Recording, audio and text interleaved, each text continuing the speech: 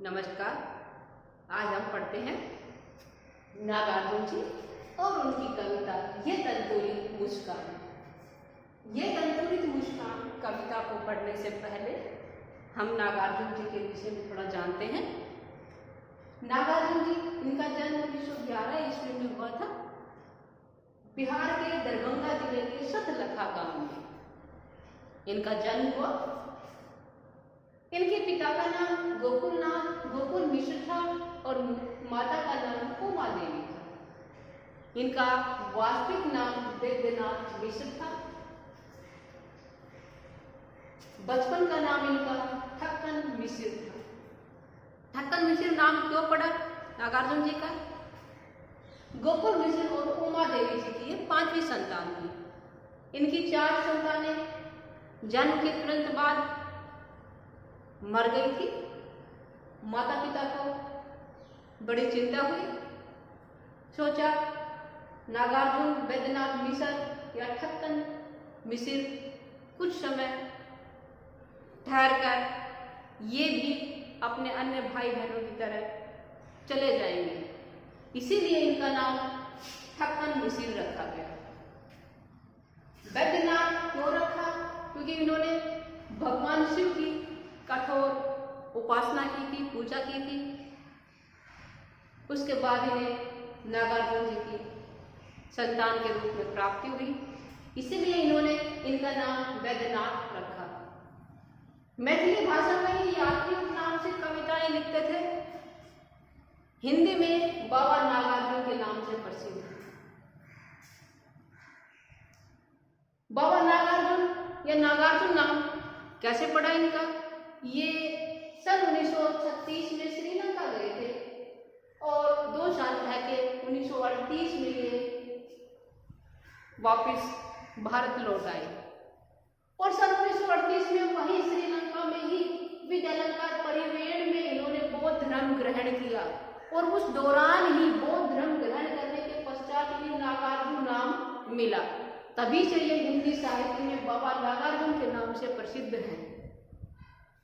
ये स्वभाव से घुमक्कड़ और फक्कड़ थे। यात्रा करना इन्हें बहुत पसंद था। लगभग पूरे भारत का इन्होंने अनेक बार भ्रमण किया। इन्होंने प्रारंभिक शिक्षा संस्कृत पाठशाला में हुई इनकी। बाद में आगे के अध्ययन के लिए ये बनारस और कोलकाता गए। सन 1998 में इस महान विभूति का स्वर्गवास हो गया। इनकी कुछ रचनाएं हैं, काव्य संग्रह है। युगधारा काव्य संग्रह नागार्जुन जी ने 1956 ईस्वी में लिखा था। सतरंगी पंखों वाली जो इनकी कृति है ये उन्होंने 1959 में लिखी थी। प्यासी पथराइया की रचना 1962 में लिखी। तालाब की मछलियां सन 1974 में लिखी। तुमने कहा था ये रचना इन्होंने 1980 में लिखी। खिचड़ी विपल्लव देखा हमने, ये भी 1980 में लिखा। फिर इनके उपन्यास आते हैं।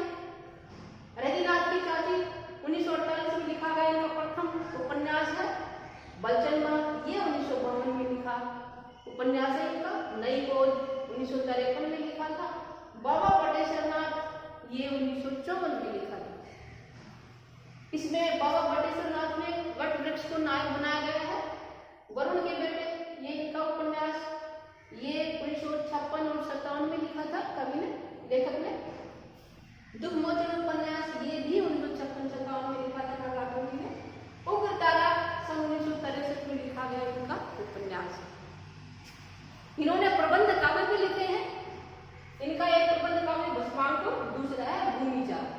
2 इनके प्रबंध काव्य हैं। अब हम पढ़ते हैं इनकी कविता ये दंतुरित मुस्कान। इस दंतुरित मुस्कान में ये दंतुरित मुस्कान जो कविता है इसमें कवि ने क्या कहा है?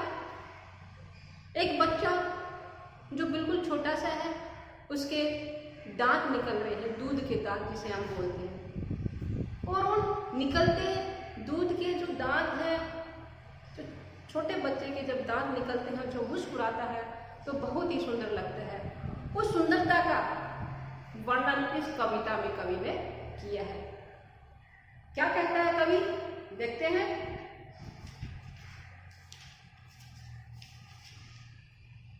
तुम्हारी ये दंतोरित मुस्कान मर्तक में भी जान डाल, मर्तक में भी डाल देगी जान। धूली धूसर तुम्हारे ये गात छोड़कर तालाब मेरी झोपड़ी में खिल रहे जलजाल। परस पाकर तुम्हारा ही प्राण पिघल कर बन गया होगा कठिन पाषाण। छू गया तुमसे कि झरने लगे शेफालिका के फूल, बांस था कि बबूल। तुम मुझे पाए नहीं पहचान, देखते ही रहोगे निमेष। थक गए हो आखिर लूं मैं फिर, क्या हुआ यदि हो सके परिचित ने पहली बार, यदि तुम्हारी मां न माध्यम बनी होती आज।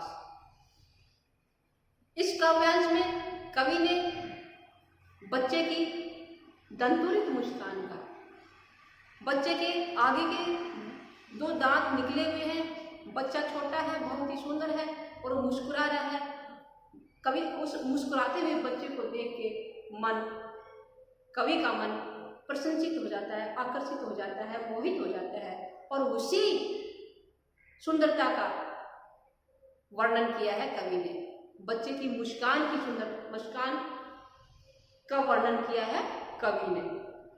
पहले इस काव्यांश के शब्दार्थ देखते हैं। दंतुरित, बच्चे के नए नए दांत जो अभी अभी निकले हैं।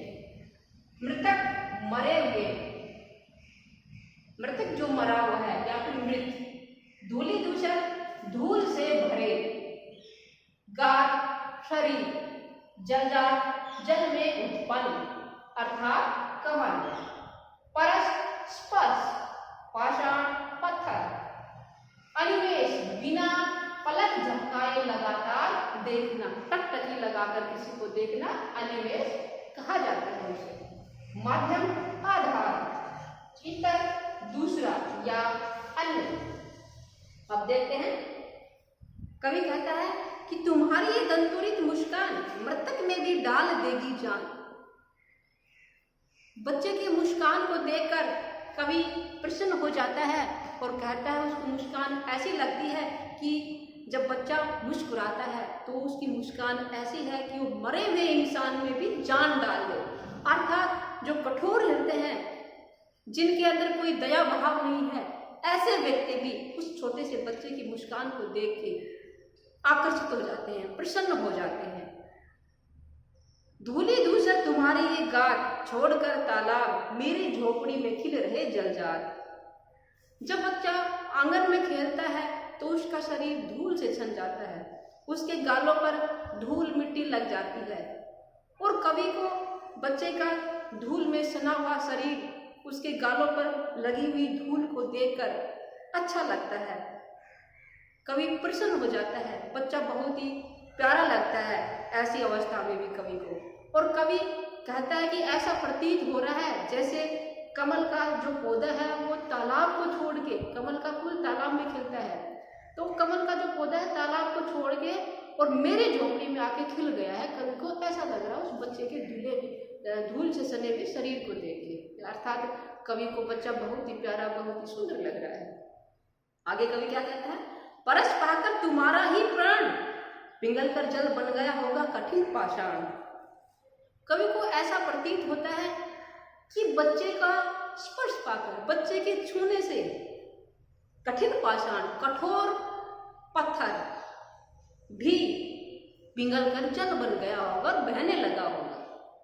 अर्थात जो कठोर हृदय व्यक्ति हैं वो भी बच्चे पर आकर्षित हो जाते हैं और जैसा बच्चा कहता है वैसा ही करने लग जाते हैं।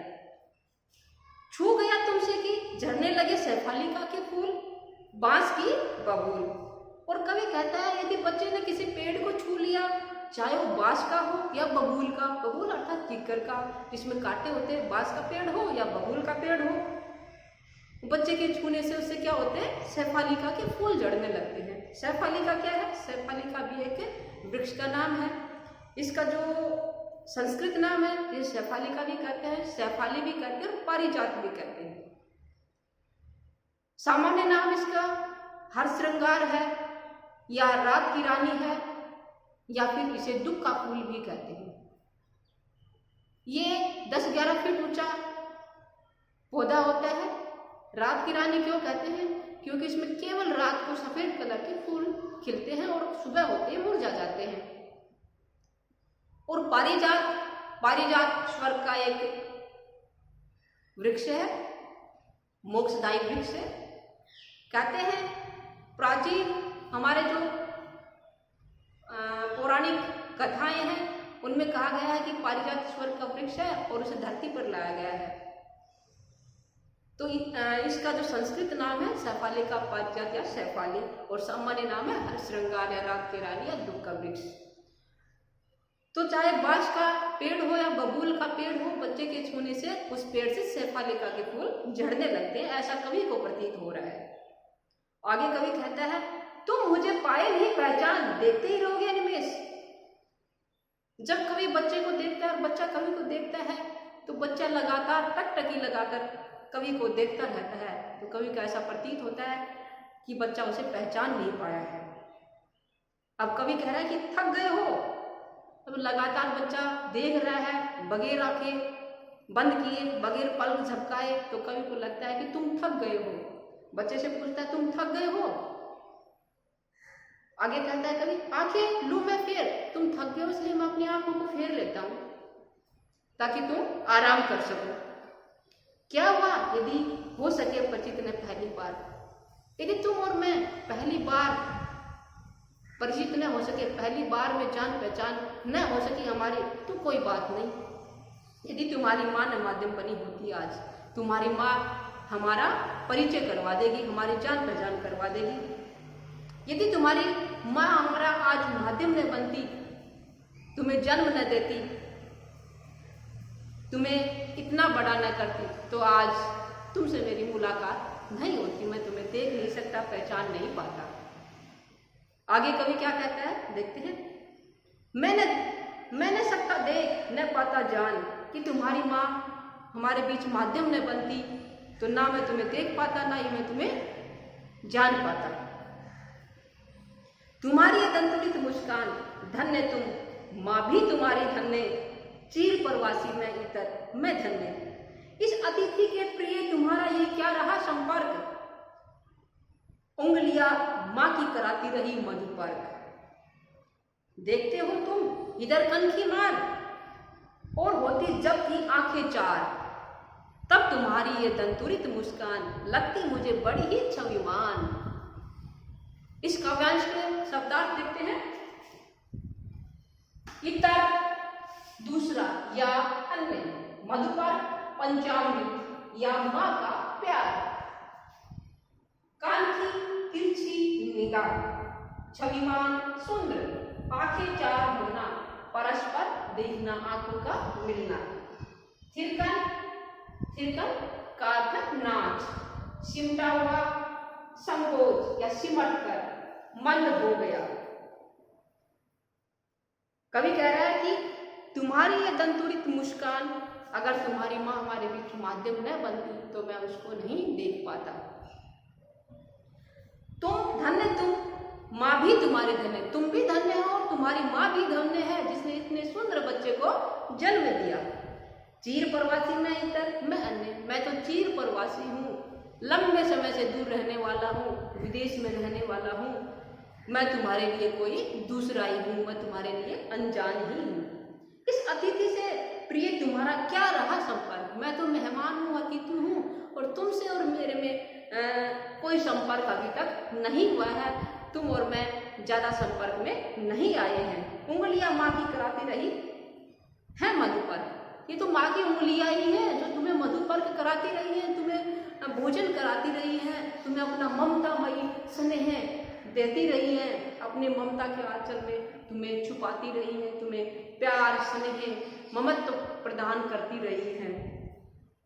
देखते तुम इधर कनखी मार, जब तुम कनखी मार तिरछी नजरों से देखना, ऐसे बाकीपन से देखना कि जब तुम मुझे कनखी मार के तिरछी नजरों से देखते हो, और जब उन तिरछी नजरों से देखते हुए तुम्हारी और मेरी आंखें चार होती, तुम्हारी और मेरी आंखें जब मिलती हैं, तब तुम्हारी उस मुस्कान को देख के और तुम मुझे स्नेह से मुस्कुराता हुआ देख के खुद मुस्कुराने लगते हो, तो तुम्हारी ये मुस्कान मुझे लगती बड़ी ही छविमान। मुझे तुम्हारी ये मुस्कान बहुत ही सुंदर, बहुत ही छविमान लगती है। मैं इस मुस्कान पर मोहित हो जाता हूँ, आकर्षित हो जाता हूँ। मन गदगद हो उठता है तुम्हारी इस मुस्कान को देखकर। इस काव्यांश की, कविता की भाषा सरल स्पष्ट है। खड़ी बोली का कवि ने प्रयोग किया है। अलंकारों से युक्त भाषा है, प्रवाहमयी है, प्रसाद गुण संपन्न है। धन्यवाद।